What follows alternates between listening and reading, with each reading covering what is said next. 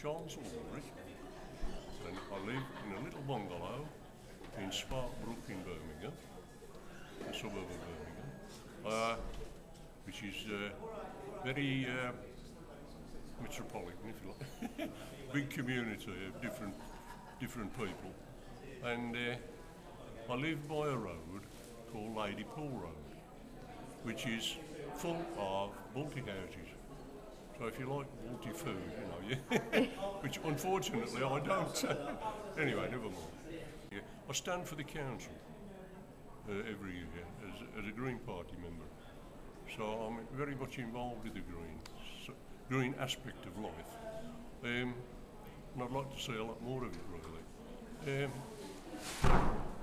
I'm afraid to get the Greens into Parliament, you're going to need a nuclear accident or something, unfortunately. But I'd like to see people themselves individually a lot more involved in doing things. But I'm getting a bit worried now about this volunteer business. The latest thing that's coming out now is organisations are starting to rely on volunteers more than what they've ever done before. And I think because they think of the unemployment that's coming about, they're going to get these people to volunteer for things.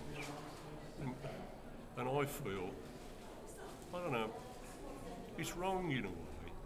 You're picking people's brains and using them to earn your living, which is a shame, really, in a way. So what defines a good life? A good life? Just the quality of life. Doing what you want to do, when you want to do it, and mixing with the people you want to mix with. Yeah, and I don't know, I mean, I think there are an awful lot of lonely, elderly people about, including me.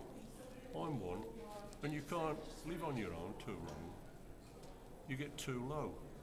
You need the company of another person, or not necessarily another lady, but you need company with people. But that's where the quality of life comes from, is relation to other people, isn't it? So I'm quite happy and comfortable, but but then I think, well, I mean, I've got a bit of a garden that I never touched this day, and I've got a lad who works for me with a direct payment, and he looks after the house for me. So I'm comfortable in that way.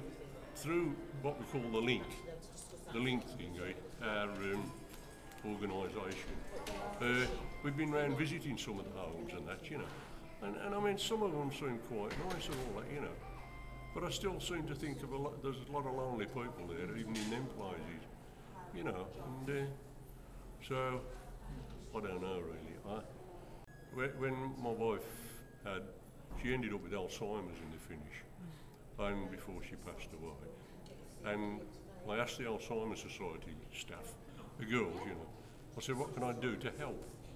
Is there anything I can do to help her? And they said, yeah, keep her brain occupied. And I thought, well, Charles, you've got something there to hang on to. Keep your brain going. Doesn't matter about your body so much. It's that keeping that brain going, mate.